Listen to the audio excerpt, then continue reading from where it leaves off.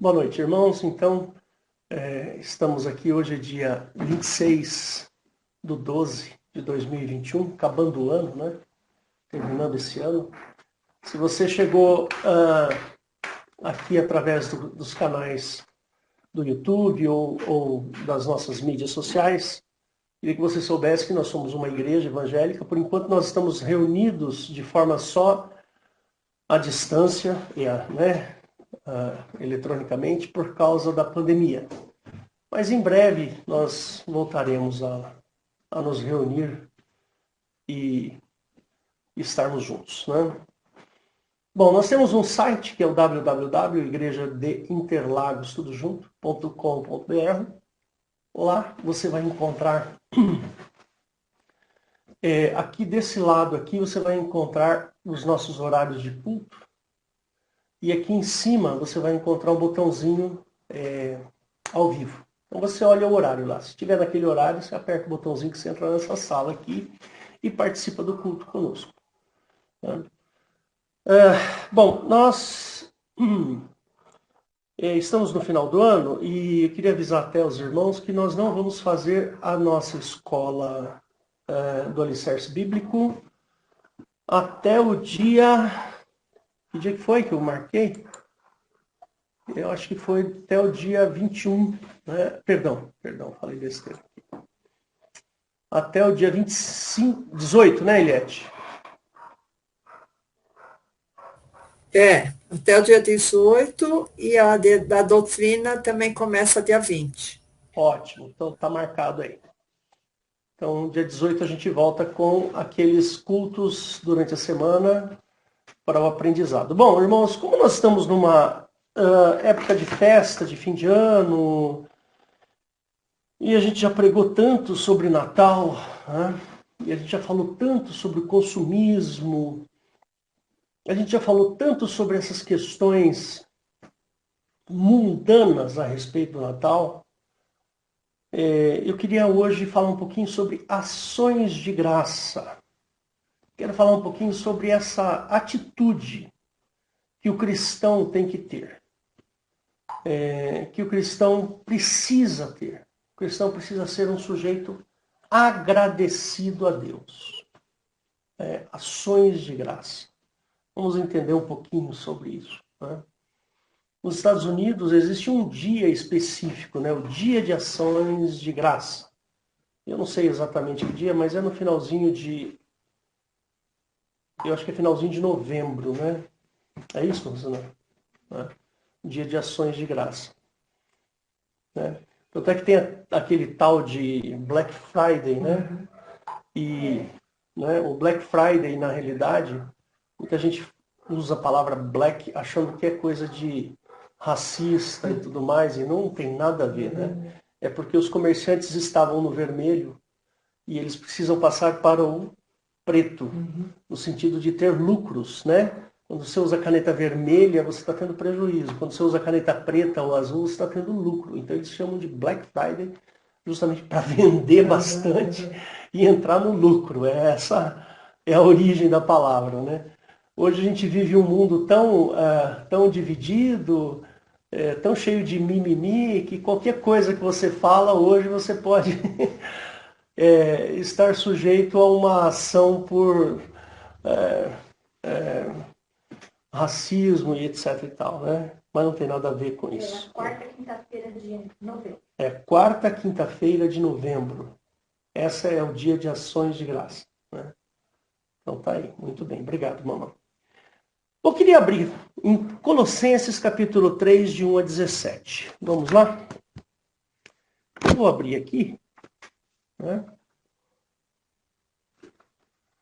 Eu vou abrir aqui.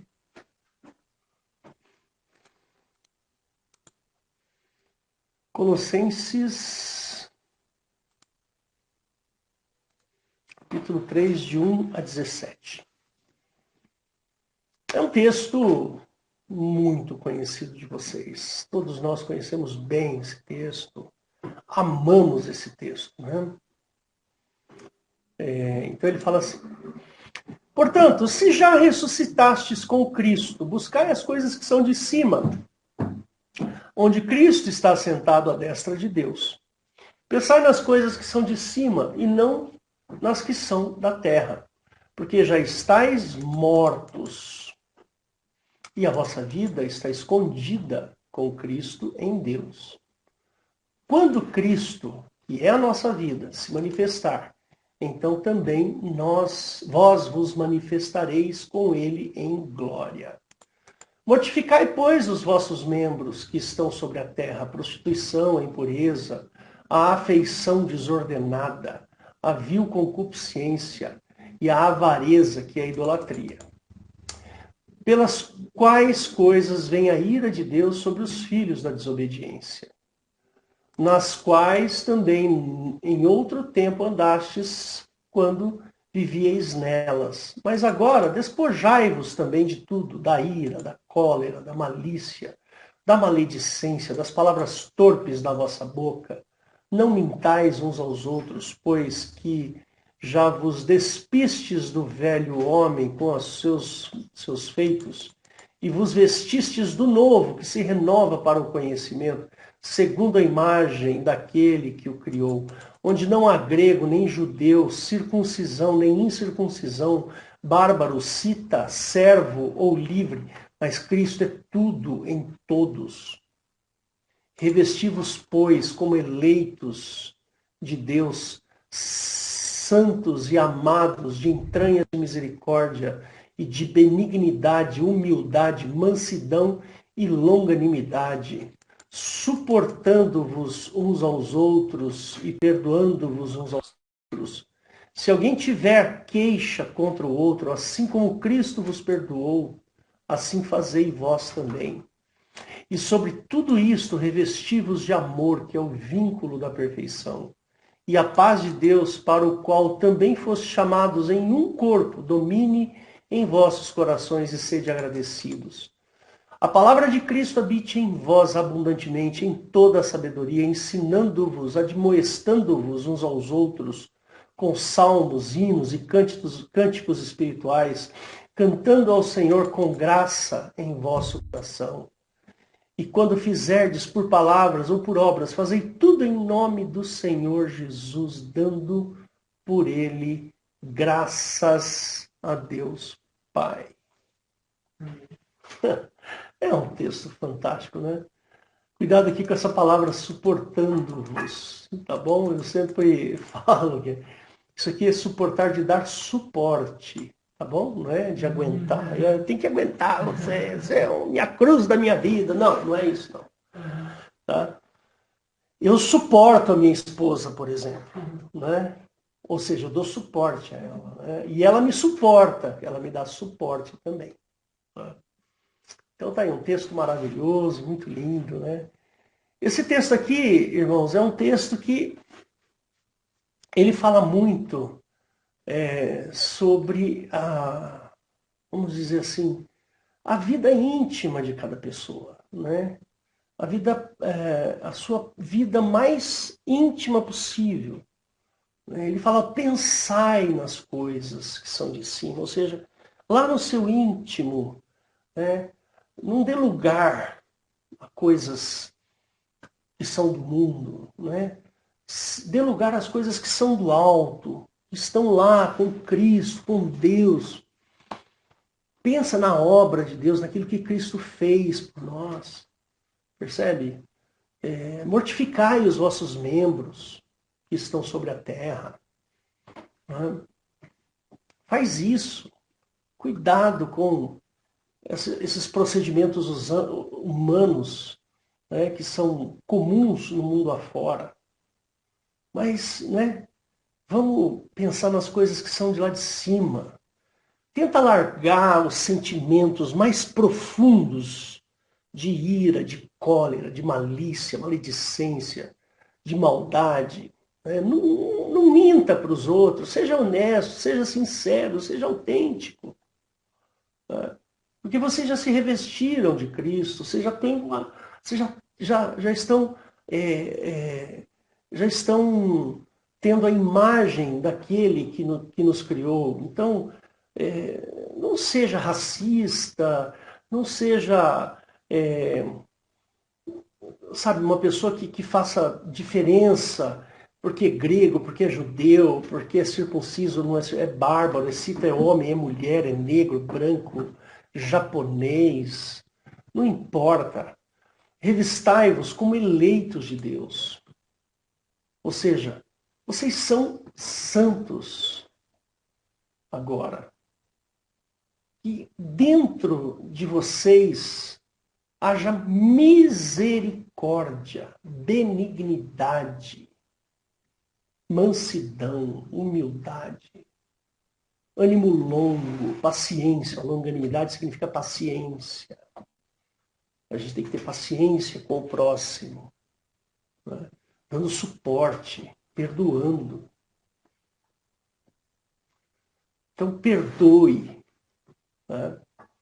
Então, é um texto, queridos, maravilhoso. É simplesmente o apóstolo Paulo aqui estava muito dirigido pelo Espírito Santo para escrever isso, sabe? Porque é quase um poema isso. É quase um poema. Né? Então, o nosso procedimento tem que ser assim. E no finalzinho de tudo, lá no verso 17, ele fala assim, dando por ele graças a Deus Pai. Olha que interessante. Se for fazer alguma coisa na sua, faça em nome de Jesus. E dê graças a Deus. Tenha ações de graças. Ações de graça é estar agradecido. Sabe, meus queridos, deixa eu voltar aqui. Quando a gente aprende a dar graças, a ter ações de graças, a agradecer, nossa mente ela fica focada nas coisas de Deus e não nas coisas de nós mesmos. Ou seja, quando eu penso nas coisas de cima, do alto, quando eu penso nas coisas de Deus, a minha mente, ela deixa os pensamentos humanos. E nós passamos a ter pensamentos do alto e não daqui. A ação de graça nos transforma. Quando nós temos ações de graças, ou seja, fazemos as coisas sabendo que estamos fazendo por amor a Cristo. Isso é ações de graças. Quando você faz alguma coisa para alguém, faça porque Cristo fez por você. Então, quando você pensar em alguém, pense o bem daquela pessoa, porque Cristo pensou o bem de você. Olha que interessante, né? Toda vez que você der graças a Deus, porque Ele é o nosso Pai, isso nos remete ao fato de termos saído do inferno, de que a morte era o nosso destino e não é mais. Nós não vamos mais morrer. Jesus falou assim, aquele que, ainda que esteja morto, viverá. Nós vimos isso domingo passado, domingo retrasado. Então, queridos, nós temos que entender quem é o nosso Pai. Nós temos que entender quem é o nosso Jesus Cristo. E eu queria aqui fazer uma distinção entre dois crentes. Tem um crente aqui e o outro crente aqui. Um crente, esse aqui, ele é o crente que ouviu falar de Cristo, ouviu falar do inferno e tem horror a entrar no inferno. Então ele optou por Jesus. Eu não quero ir para o inferno. Eu quero bênçãos. Eu quero ser uma pessoa abençoada por Deus. Esse é um crente aqui. O outro crente é aquele que fala assim, meu Deus do céu, como eu era mau. E agora o Senhor Jesus me transformou. Não está preocupado com o inferno. Não está preocupado com as bênçãos. Entendeu? Nós precisamos estar preocupados com o amor de Cristo em nós e espalhar o amor de Cristo. Céu, inferno, bênção, tudo isso é consequência. Percebe? É consequência. Se Deus quiser me curar de um câncer, Ele me cura. Se Ele quiser me curar de um problema de saúde do coração, Ele me cura. Se Ele não quiser, tudo bem. Percebe? Em tudo dá graça. Então eu fico pensando assim, tem crente que troca, né? Quer trocar com Deus. Não, eu vou ser crente porque o filho do rei é um príncipe, então eu serei príncipe. Né? Eu já ouvi isso. É a teologia da prosperidade. Então você tem que declarar. Você declara que você vai vencer. Você declara que vai ter um carro assim, um assado. Você declara, porque você é filho do rei, então você é príncipe. O Senhor Jesus tem que te dar essas coisas.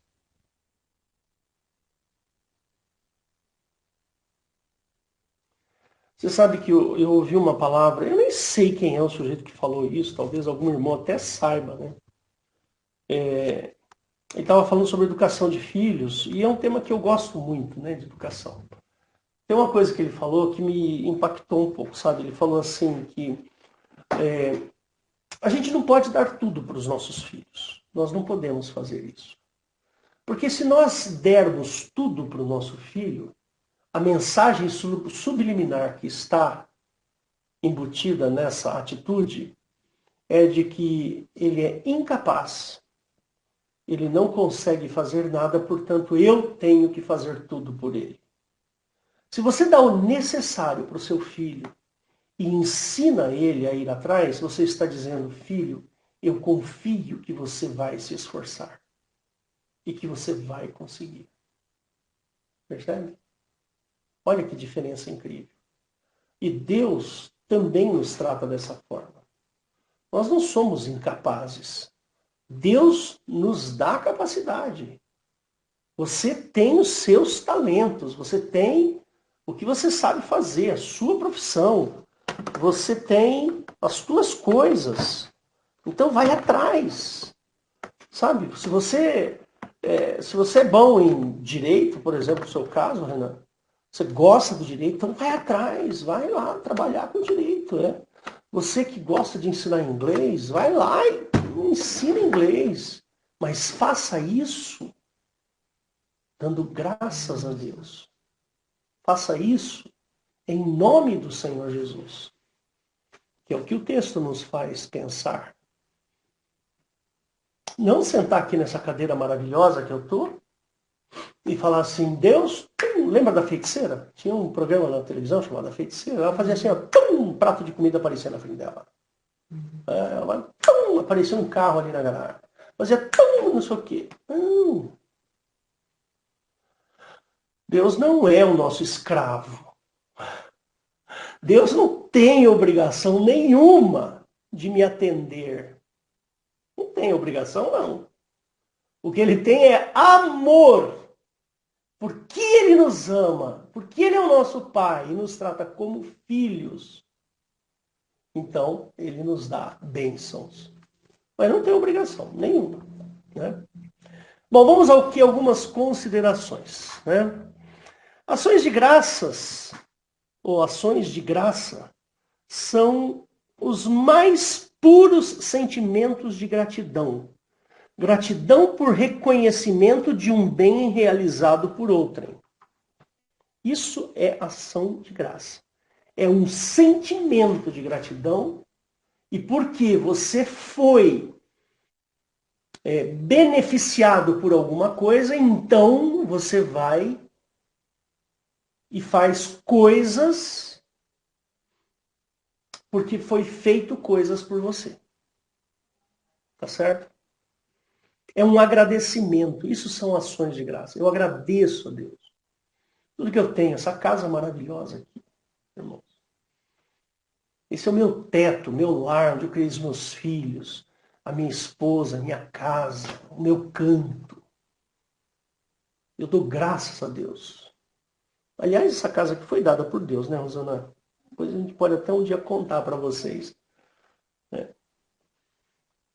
Então, isso são ações de graça. O meu coração está cheio de alegria porque Deus um dia me concedeu esse lugar, me deu esse lugar.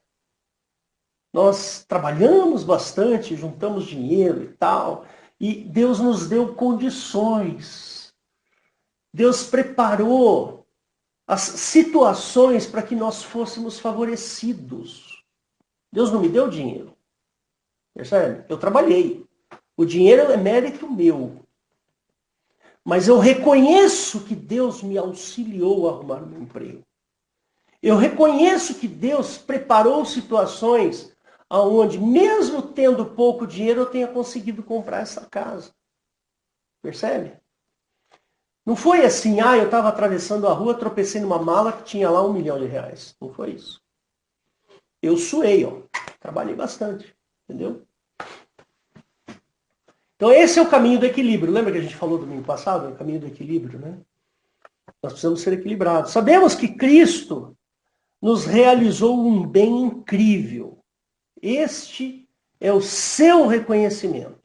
Você tem que reconhecer que Cristo fez um bem gigantesco por tua causa. Ele fez um bem incrível. Ele subiu na cruz por tua causa. Ele subiu na cruz para nos dar condições de nos aproximarmos do Pai. Esse é o bem incrível que Jesus realizou. E só isso já é o motivo de você dar graças a Deus o resto da sua vida. E eu tenho pregado aqui muitas vezes, eu já falei isso para vocês, que a morte, ela foi criada para aquele que comete pecado. Lá da lei de Moisés. Lembra? Eu sempre falo isso. O pecado que está na lei de Moisés. Quando você comete, quando você não cumpre o que está lá na lei de Moisés, você é digno de morte. É digno de maldição. Nós lemos isso diversas vezes. Percebe? Para isso é que serve a morte. Por isso que Jesus não nos considera mortos. Ele nos considera dormindo. Né? Já falei isso 1.000.000 de vezes. Então, queridos, Jesus fez uma coisa incrível por nós. Por isso, já é um grande motivo para a gente dar ações de graças, de ter um coração eternamente agradecido a Deus. Né? E eu vejo, eu começo a analisar essas coisas e eu fico, assim, eu fico muito feliz, fico muito contente porque poucas pessoas no mundo reconhecem a obra de Cristo. Né? Não conseguem enxergar que a obra de Cristo ela é redentora. Conseguem enxergar Cristo como uma pessoa que criou uma religião, ou Cristo como um revolucionário, ou Cristo como percebe? Uma pessoa assim, mas não como aquele que nos deu a redenção, que nos deu o perdão dos pecados do Velho Testamento. Ele nos perdoa. Como ele nos perdoa dos pecados do Velho Testamento, ele também nos transforma para não pecarmos pela maldade do nosso coração. Percebe?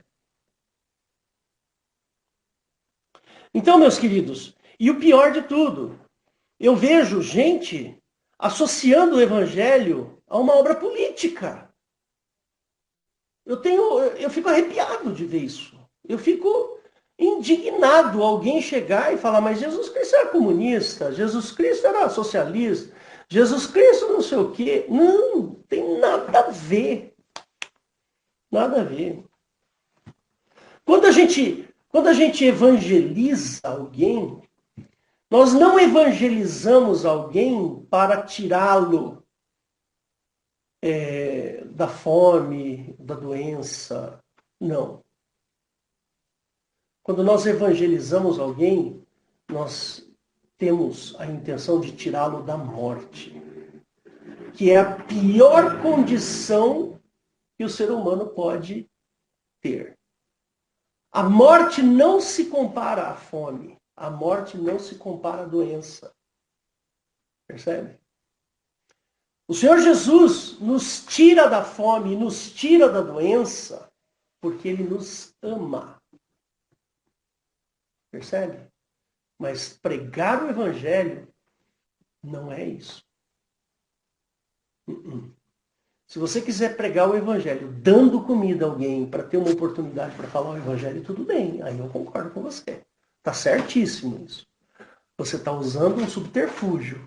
Mas o objetivo do Evangelho não é matar a fome física da pessoa.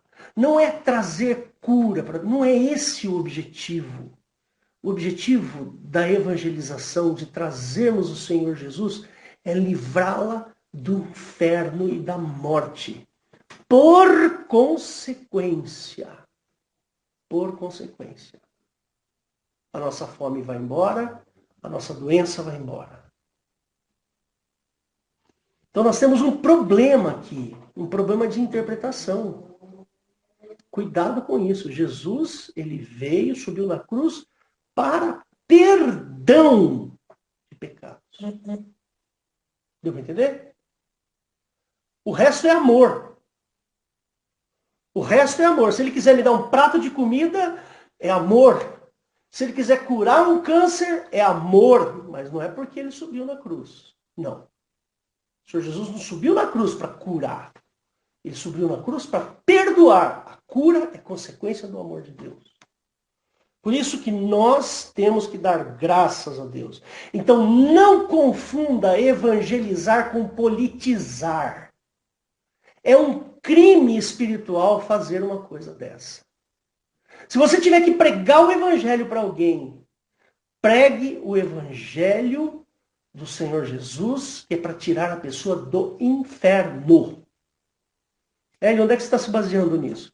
Você lembra aquele sujeito que desceu pelo telhado? O coxo que desceu pelo telhado? Hã? Lembra disso? Ele desceu pelo telhado. A primeira coisa que Jesus falou, qual foi? Perdoados estão os teus pecados. Aí todo mundo ficou horrorizado. Todo mundo falou assim, não, ele vai curar o sujeito. E não curou. Aí Jesus, ouvindo o burburinho, ou sentindo o burburinho, ele falou assim, para que vocês saibam que o Filho do Homem tem poder para perdoar os pecados, levanta e anda. E o cara levantou, pegou a cama dele e foi embora. Deu para entender? Então nós temos um problema aí. Cuidado com isso. Não confunda a obra de Cristo com uma obra política. Porque ele não veio para curar, ele veio para salvar. A cura é uma consequência do amor de Cristo. Se ele quiser curar, ele cura. Se ele não quiser curar, ele não cura. Mas salvar, ele salva. Deu a entender? Essa é a questão toda. Por isso que eu fico indignado que alguém misture o evangelho com a política, porque não é isso. Evangelizar é trazer a esperança de salvação àquele que está destinado ao inferno, à morte espiritual. Percebe? E o diabo é sagaz, é inteligente, ele distorce isso. Percebe? Ele distorce a nossa compreensão das coisas de Deus. Ele distorce para que você tenha dúvidas. Ele distorce para que você pense que isso tudo é um teatro, ou que tudo isso é uma religião.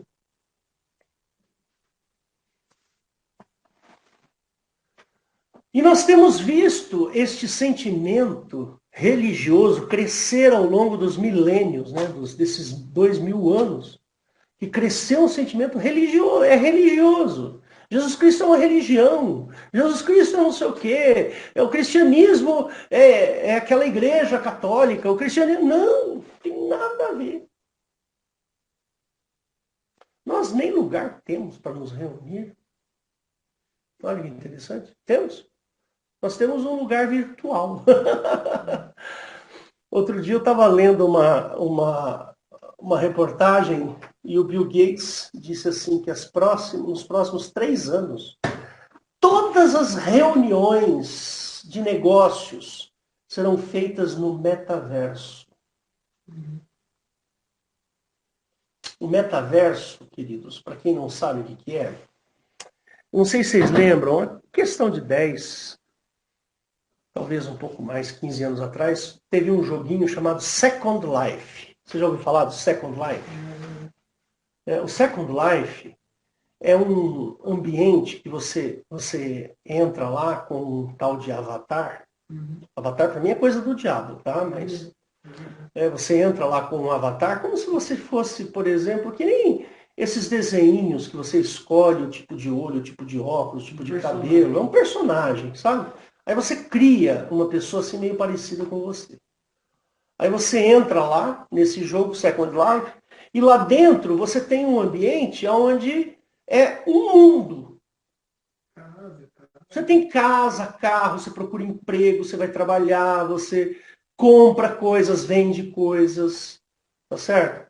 E agora, com essa história do 5G, essa, vamos dizer assim, essa experiência do Second Life se chama metaverso. Então você vai vestir ou vai colocar alguma coisa nos olhos, nos ouvidos, nas mãos, e você vai ser projetado para dentro de um ambiente eletrônico e virtual, e lá você vai encontrar as pessoas que você precisa conversar, e você vai conversar com aquela pessoa, vai fazer negócios, vai fazer isso, vai fazer aquilo, percebe? É o tal do metaverso. Né? Tanto é que o nome do Facebook mudou para Meta. Né? A empresa do Facebook, né, que antes era Facebook, agora se chama Meta. Justamente por causa do metaverso. Irmãos, para mim isso é coisa do capeta. Sabe, para mim isso é coisa do capeta. Eu sou das antigas aí, viu? Nós precisamos nos comprometer com a obra de Cristo. Nós precisamos ter um comprometimento com a obra de Cristo. A obra de Cristo só não pode ser uma ideia. Ela tem que ser um fato. Né? A obra de Cristo como ideia é muito bonita, é poética. Mas ela não é isso. Ela é um fato. É uma opção de vida. E nós precisamos colocar o nosso coração dentro desta obra. Eu venho fazendo isso há 30 e tantos anos. Eu faço isso há mais de 30 anos. Eu coloco meu coração dentro das coisas. Eu tenho falhas, um monte. Um monte de coisa errada na minha vida que eu preciso consertar. Percebe? Mas eu estou comprometido com o Evangelho de Jesus. Eu estou comprometido em levar essa realidade da salvação, do resgate, da vida eterna, da promessa que Cristo nos deu. Uma vez, irmãos, eu frequentava uma igreja aqui perto de casa, chamava Redenção Cristã. Não sei se ainda existe. Nós tínhamos mudado para um prédio grande, ali perto da Casa da Pizza. Era um prédio enorme, cabia 300 pessoas, mas normalmente tinha pouca gente. Aí, um dia lá, acho que era um domingo de manhã, que eu cuidava do culto de manhã, aí chegou uma senhora, que eu não conhecia, não era da igreja, ela entrou na igreja, e ela chegou e falou assim, olha, o senhor é pastor? Eu falei, sou pastor. Então, eu estava passando aqui na frente, eu senti de entrar aqui e pedir para o senhor orar por mim, porque ela tinha uma mancha preta na perna, assim, sabe? Uma mancha feia mesmo, né? E ela falou que aquela mancha estava crescendo e que provavelmente seria um câncer de pele, alguma coisa parecida, não faço ideia do que é. Aí eu falei, tudo bem, vamos orar, vamos pedir para Deus. Se for da vontade de Deus, tá tudo bem. Né? Eu preguei o evangelho para ela, falei de Jesus, tal, não sei o quê, e no final a gente orou. Orei por ela, fiz uma oração simples, nada assim com fogo do céu, sapatinho de fogo e nada disso. Uma oração assim, Senhor Jesus, está aqui, ó, uma perna com câncer aqui, coisa feia, e essa senhora precisa da sua ajuda. Né? Foi mais ou menos assim a oração. E foi embora, nunca mais eu vi a mulher. Ficou uma semana, 2 semanas. Ela tinha vindo para São Paulo para ir para o Hospital das Clínicas para fazer a verificação da perna dela. Aí passou lá um tempo, que eu não me lembro quando, ela voltou, ela chegou para mim e falou, o senhor lembra de mim? Eu falei assim, não, não faço ideia de quem é a senhora. Ela falou assim, não, o senhor orou por mim, eu estava com uma mancha feia na minha perna. Aí ela mostrou, tá vendo? Não tem mais nada. Depois daquele dia que o senhor orou por mim, não tem mais nada. Acabou. Aí você vai falar assim, o Hélio, maravilhoso Hélio, maravilhoso Hélio. Que nem o outro pastor que levou uma facada no pescoço, aí pegaram o sangue dele, colocaram no lençol e as pessoas passavam embaixo do lençol. Você já viu isso? Você sabe disso, dessa história? Não. Teve um pastor aí de uma grande igreja, mas muito grande igreja, parece que levou uma facada no pescoço de um fiel lá, uma pessoa descontente com ele, e não foi faca no pescoço, não sei exatamente, parece que foi alguma coisa assim, né? E aí pegaram e limparam o sangue dele num lençol. E aquele lençol era o lençol do sangue do pastor. Né? Então, as pessoas, os diáconos ficavam chacoalhando o lençol com o sangue do pastor e as pessoas passavam embaixo e eram curadas, e eram abençoadas.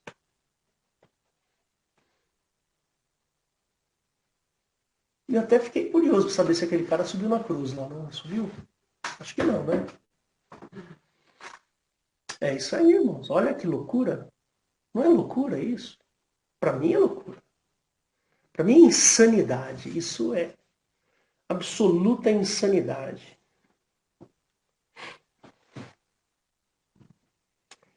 Deus, antes de qualquer coisa, Ele quer a sua salvação. Antes de qualquer coisa que você possa imaginar, Ele quer que você o aceite. Depois, Ele vai te dar uma vida gloriosa. Lá em Efésios ele fala que Ele nos fez assentar em lugares celestiais. Se Ele nos colocou em lugares celestiais, onde é que você estava sentado antes? Numa pocilga, um chiqueiro. Você estava sentado na lama, nas fezes. Mas o Senhor Jesus tirou você. E Ele te deu plenitude espiritual. Você tem dúvida de que você tem que agradecer a Deus? Ele tirou você de um poço de lama.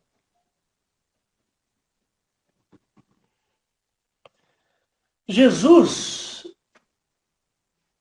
eu não sei se essa frase é uma frase boa, mas eu diria assim que Jesus fez das tripas ao coração para nos fazer chegar perto de Deus, perto do Pai. Ele subiu naquela cruz, oi? Ele deu a vida dele, ele fez o impossível. Você sabe o que é isso? O impossível. Jesus fez o impossível. Ninguém faz um troço desse. Ninguém faz isso. O que Jesus fez? Ele fez com que você se achegasse perto de Deus sem problemas. E mais, Ele nos apoia. Percebe? Depois que nós aceitamos a Cristo, depois que nós nos achegamos a Cristo, Deus olha para você não mais como uma criatura, mas como um filho. E Deus apoia você. Ele te dá apoio, ele te dá suporte. Por isso que tem muita gente que fica falando assim, eu preciso saber qual é a vontade de Deus na minha vida. Deus, a vontade dele é que você se salve. Essa é a vontade de Deus, que você saia do inferno. Mas e o resto? O resto é você que tem que ir atrás. E outra, se você tomar uma decisão, Deus vai apoiar a sua decisão. Ele não vai tomar uma decisão por você. Entendeu? Se você tomar uma decisão baseada no Evangelho, a sua decisão está correta, qualquer que seja ela. Se você tomar uma decisão que não está baseada no Evangelho e no amor de Deus, você está tomando uma decisão errada, qualquer que seja ela. Por isso que nós temos que ter ações de graças. Deus, Ele sempre está preparando para você a vitória. Em todas as decisões que você toma, Deus te dá a vitória. Percebe? Ah, mas eu tomei uma decisão errada. Mesmo assim, Deus está te dando a vitória. Ah, mas como isso, pastor? Porque lá, eu não sei se é Coríntios ou Romanos, ele fala assim, porque todas as coisas contribuem para o bem daqueles que amam a Deus. Ainda as decisões erradas que a gente toma. Mas se a gente tomarmos uma decisão errada com o amor de Deus no nosso coração, essa decisão errada, ela vai nos construir. Certo, Renan? Corretíssimo. Bacana isso, né? Não é muito legal isso? Né? Você tomou uma decisão errada daquelas, pisou na bola feio. Sabe o que Deus vai fazer? Ele vai te ensinar muito. Percebe? Ele vai fazer você crescer, vai te amadurecer, vai fazer você ser outra pessoa, porque você tomou uma decisão errada e você achava que era uma decisão certa. Mas se você fez isso, Deus está te dando uma bordoada na cabeça, saiba que essa bordoada na cabeça é para o seu bem. Vai contribuir. Um pai, eu sou pai de 3. Um pai nunca, jamais, em hipótese alguma, quer que o seu filho se dê mal. Eu tenho filhos de quase 30 anos. Meu filho mais velho tem quase 30 anos. Não importa. Eu quero que meu filho se dê bem. E eu vou apoiar o meu filho em tudo que ele decidir. Percebe? É assim que funciona. Deus tem esse pensamento. É, mais ou menos, né? Porque é difícil ver todos os pensamentos de Deus, mas Deus pensa como pai. Sabe?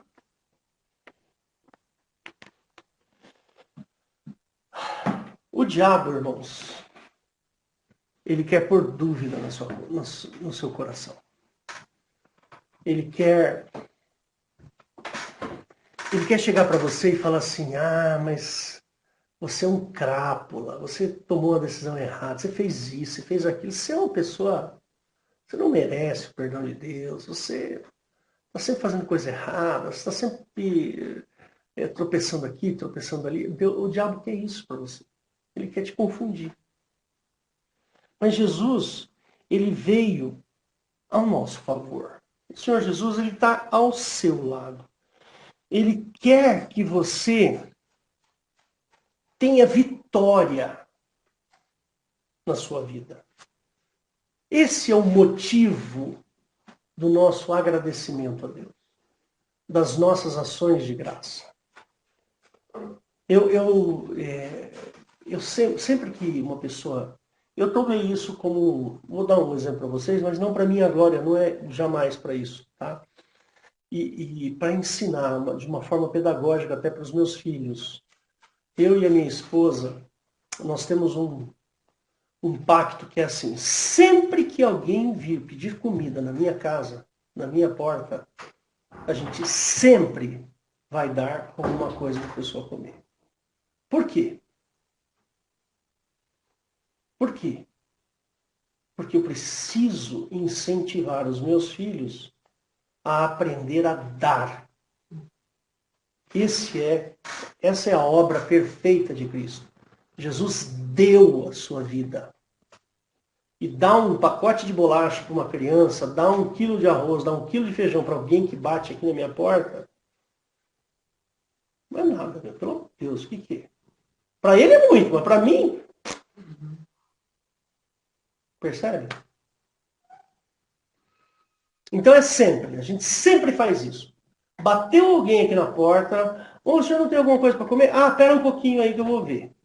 Aí vai lá a Rosana, ou vai eu lá, eu pego 1 quilo de arroz, 1 quilo de feijão, massa de tomate, um macarrão e põe numa sacolinha e leva, meu querido. Para mim não vai fazer falta, mas para ele vai. Eu não faço isso para minha glória. Eu faço isso para a glória de Deus. Porque se algum dia eu me encontrar com aquele sujeito e ele falar assim, poxa vida, você me negou comida aquele dia, hein? Vai ser feio, né? Já pensou? Se eu ouvir isso? Às vezes você não tem nada, ou às vezes você está apertado, você está apurado aqui, sabe? Você está naquele momento, tô saindo para ir para o trabalho, aí chega alguém e pede comida, mas, bicho, eu venho outra hora. Falo desse jeito.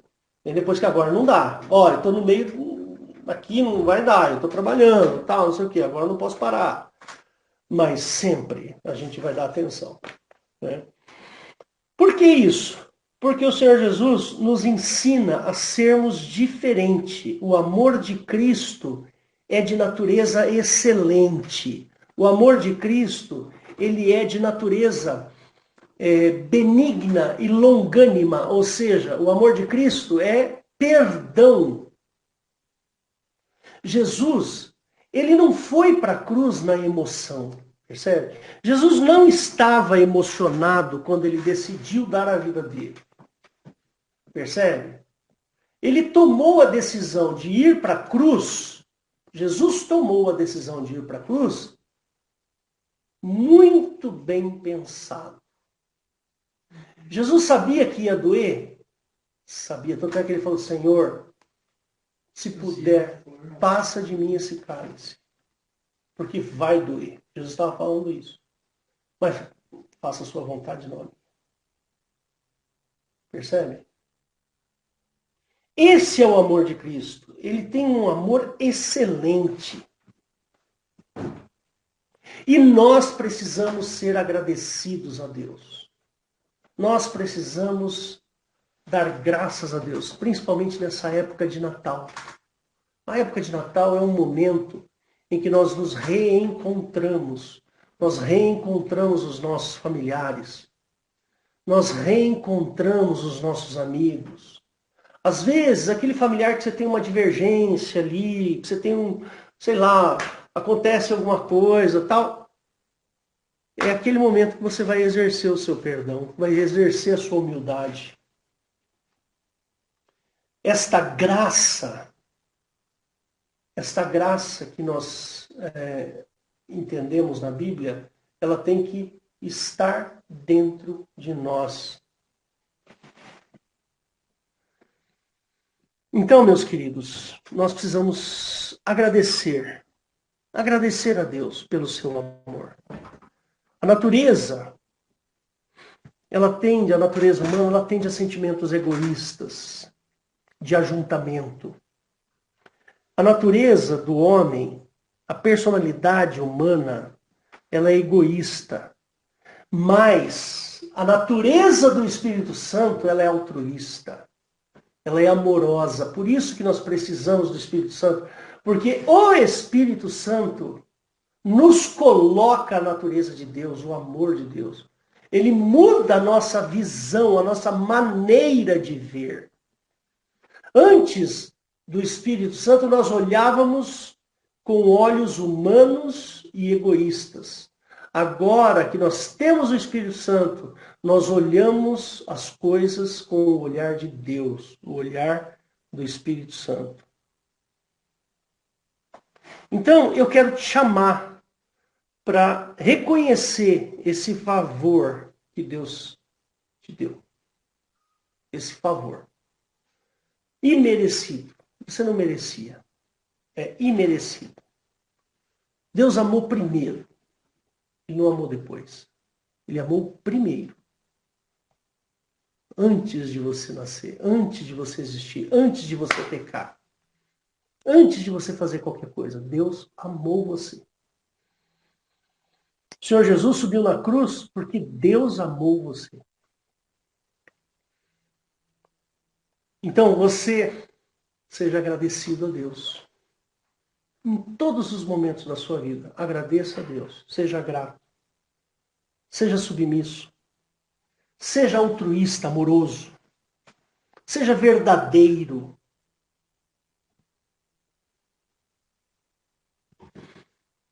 É só isso que o Senhor Jesus quer de você. O resto é consequência.